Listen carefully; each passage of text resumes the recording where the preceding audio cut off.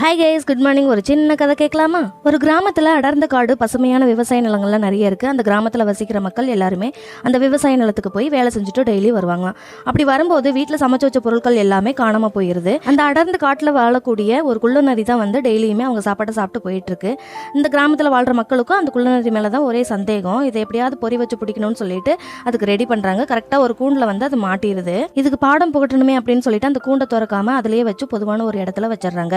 அப்ப அந்த வழியா வர்ற ஒரு சன்னியாசி, அவர் ரொம்ப நல்லவர், இறக்க குணமுடையவர். இவர் எப்படியாவது ஏமாத்தி நம்ம இந்த கூண்டுல இருந்து வெளியே போயிடணும் அப்படின்னு சொல்லி நினைக்குது அந்த குள்ளநரி. அந்த சன்னியாசிட்ட சொல்லுது, நான் வந்து தெரியாம இந்த கூண்டுல வந்து மாட்டிக்கிட்டேன், எனக்கு ரொம்ப பசிக்குது, என்ன இதுல இருந்து விடுவிக்கிறீங்களா அப்படின்னு கேக்குது. அதுக்கு அவர் ரொம்ப பரிதாபப்பட்டு அந்த கூண்டுல இருந்து அந்த குள்ளநரியை விடுவிச்சிடறாரு. இப்ப அந்த குள்ளநரி அவரோட காலை பிடிச்சிட்டு இவர்தான் திருட, இவர்தான் சாப்பாடுலாம் திருடினாரு அப்படின்னு சொல்லி கூச்சலிடுது.